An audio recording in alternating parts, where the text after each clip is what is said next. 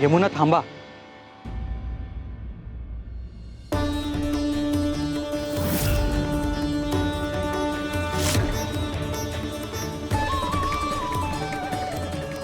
हे कसं शक्य आहे? आत्ताच तरी मडकं रिकामं होतं. यात ही फुलं कुठून आली? स्वामी, हा तुमचाच संकेत आहे का?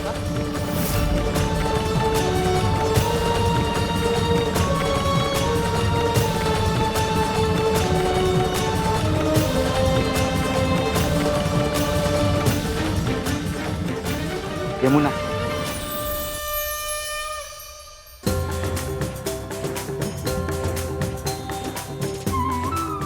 माझ्यासाठी?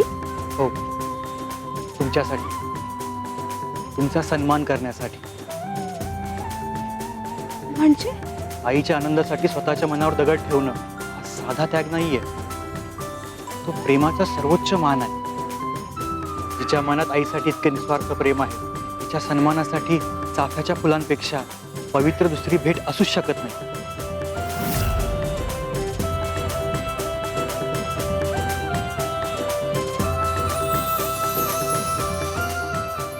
यमुना, जी मुलगी आपल्या आईवर इतकं प्रेम करू शकते, ती आपल्या संसारावर, आपल्या नवऱ्यावर किती प्रेम करेल याची मला कल्पना आली आहे.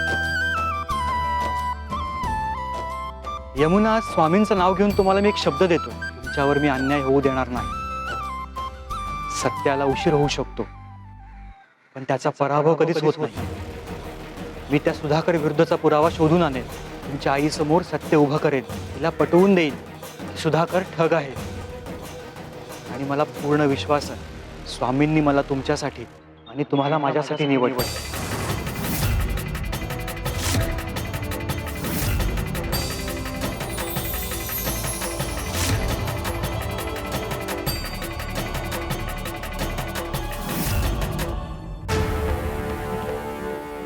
तो विश्वास वल्लभच्या मनात आहे. तोच विश्वास जर गौरीच्या मनात असता तर आज तिला वेदना सहन कराव्या लागल्या नसत्या.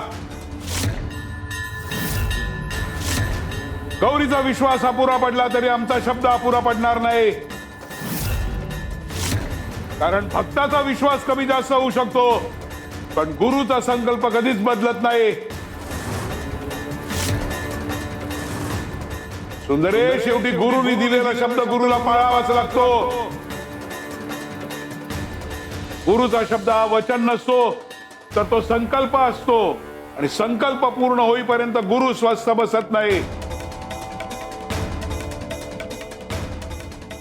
स्वामी देवा, तुमची भक्तांवरची कृपा आमच्या आकलना पलीकडची आहे.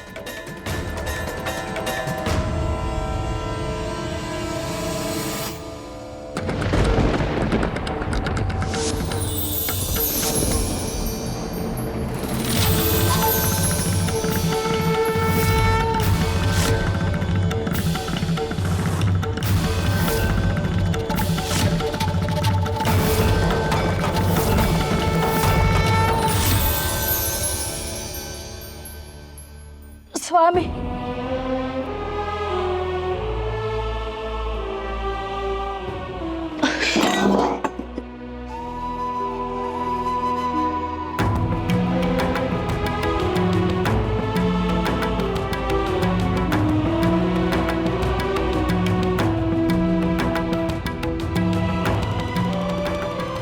स्वामी, आता माझं काहीच चालत नाहीये. शरीरही ऐकत नाहीये. तुम्हीच माझा आधार आहात आणि तुम्हीच माझी शक्ती. स्वामी, माझी एवढी कठीण परीक्षा का घेताय?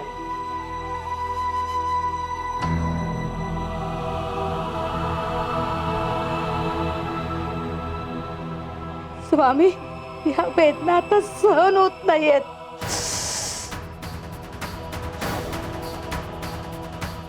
माझ्या लेकीच्या लग्नाची तयारी करता येत नाहीये.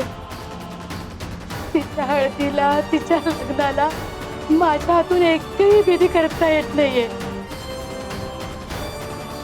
स्वामी, माझा मृत्यू इतका जवळ आलाय का हो?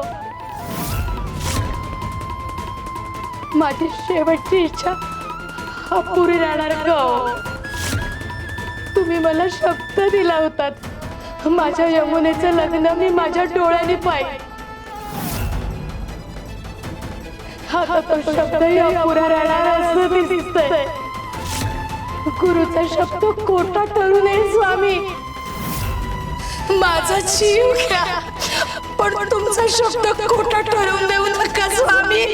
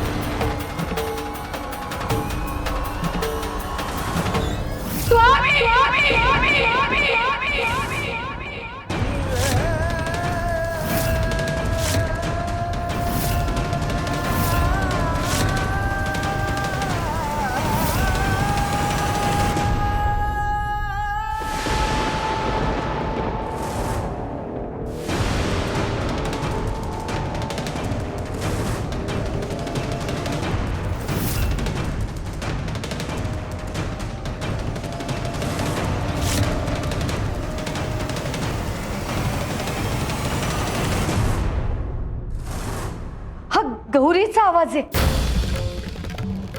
स्वामी, गौरीवर काहीतरी मोठं संकट आलंय. हो ना, त्या हाकेत किती वेदना होत्या, जणू काही शेवटचा धावा करतेय.